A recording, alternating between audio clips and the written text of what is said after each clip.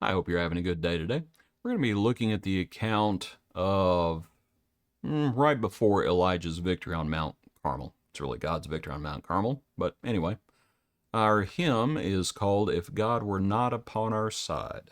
If God were not upon our side, when round us foes are raging, were not himself our help and guide, when bitter war they're waging, were he not Israel's mighty shield, to whom their utmost strength must yield, we surely must have perished.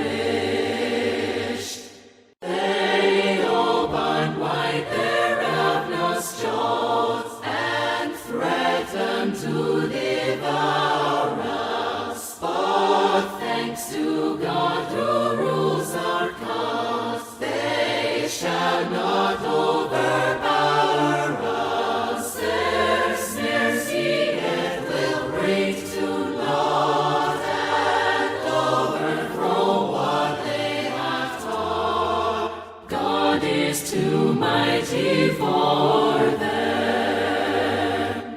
But heaven and earth, O Lord, are thine, for thou alone hast made them. Thy light let on thy people shine, and in their sorrow aid them. Kindle our hearts to love and faith, that shall be steadfasting to death, howe'er the world may murmur.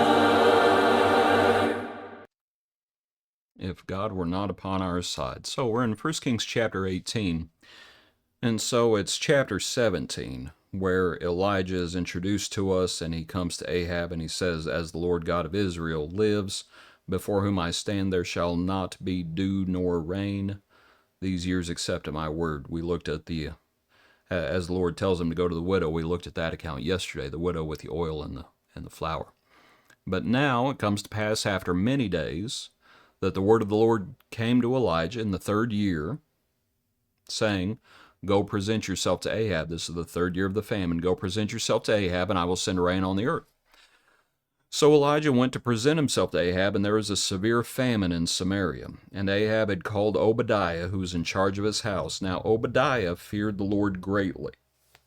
You know, when I was just thinking about our hymn, and if God were not on our side, and I was thinking about basically 3 characters, if you will. I was thinking about Obadiah and the prophets, and then Elijah.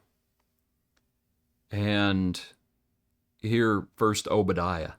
I don't know why Ahab has him in his hire. But I think Obadiah, much respect for Obadiah, because Obadiah fears the Lord greatly. And Obadiah is doing what he can. What this reminds me of, if you've ever seen the video, and I can't remember if it's the fella who's the basis for the movie Schindler's List, but I don't know if it was that fella, there's another fella, but there's a famous video of this fella's being given an award, and it was some time ago. And the announcer is speaking, and the fella's an old man at this point. He's in his 80s, probably, if not older. And the announcer talks about one of the people whom he saved who was a little girl, and it turns out the girl was sitting right next to him. And so they hug one another, and tears are shed. And then the announcer says, "Is there anyone else here who this man rescued from the concentration camps?" And everybody in the crowd stood up. And it's an overwhelming thing. Obadiah is in that position. Oh, I think Obadiah is having to be very, very crafty and very careful. But Obadiah is doing everything he can to just try to save some of the prophets because Jezebel is massacring them. And why she doesn't kill Obadiah, I don't know, but my guess is it has more to do with Obadiah's craftiness than anything. And the fact that the Lord was with him. And that's our hymn. If the Lord were not with us, we would perish. And so one has to respect what Obadiah did. And so while Jezebel massacred the prophets, Obadiah had taken 100 prophets and hidden them 50 to a cave and had fed them with bread and water. Remember, this is the time of a famine. There's a drought. And yet Obadiah is getting food and water to them somehow. I'll also say this. I'm not sure if this means he is still keeping those prophets in a cave, or if that had happened when Jezebel first massacred them, and if he had gotten them out. I wonder if he hadn't gotten them out of the country, frankly, down to Judah.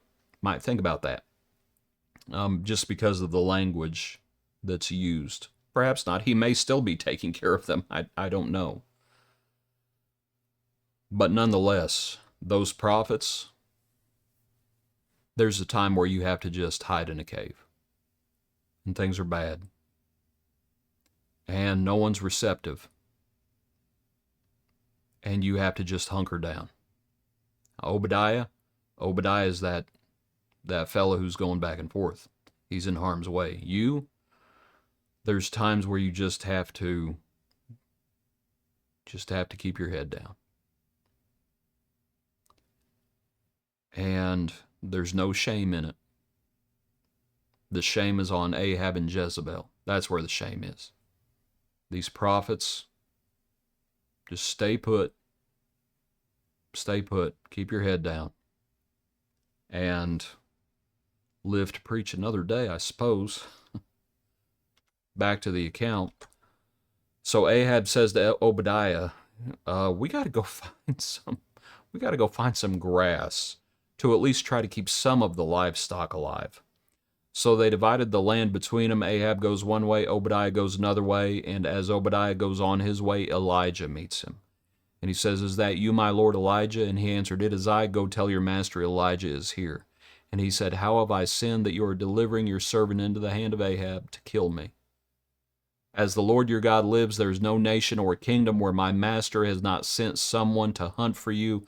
And when they said he is not here, he took an oath from the kingdom or nation that they could not find you. And now you say, go tell your master Elijah is here?" And Elijah says, "Go. As the Lord of hosts lives, before whom I stand, I will surely present myself to him today."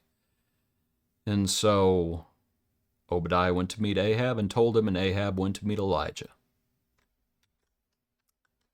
And here's Elijah. And Obadiah says, he's been hunting for you. He's been looking for you. He's been sending out messengers to other countries, asking if you've taken refuge here.